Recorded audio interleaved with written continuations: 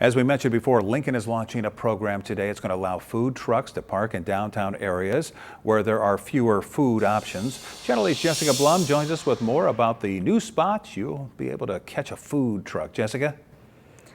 Food truck owners have been working since before the pandemic to expand business locations in downtown Lincoln, and efforts were delayed once the pandemic hit, but a pilot program starts today that will allow vendors in 3 new locations across the city for the next 2 months.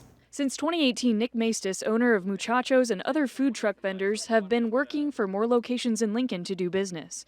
As City Council member Tammy Ward was running for council in 2019, Maestas was asking her to do more for the vendors in town. He came up to me and asked if I happened to get elected, would I help the food trucks in Lincoln get more spaces to do business in Lincoln? I said, yes, let's keep talking, because I knew enough about food trucks and loved them enough that I knew that there was more we could do. By March of 2020, they had locations around town picked out for a pilot program, as well as a press conference to announce the start of the program.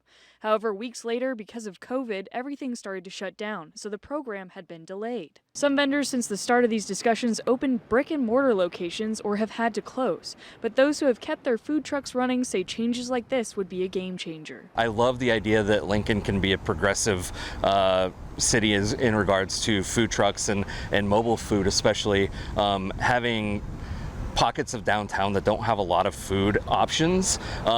Us being able to go in and fill those holes, I think will be really beneficial to a lot of businesses around the area. But on Tuesday, the city officially launched the program. For the first 2 weeks, 3 locations have been selected for food trucks to reserve, including Centennial Mall and Q Street, Centennial Mall and M Street, and 8th Street between M and L Streets. There are tables and chairs that people can take their food. There's trash receptacles so people can clean up after themselves.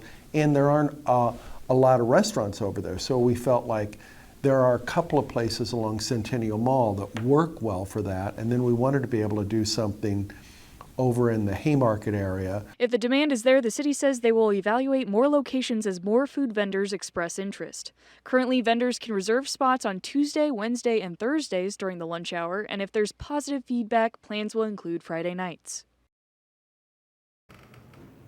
One of the recent changes vendors brought to the city's attention was extending the amount of time that a food truck could be on the street in a neighborhood.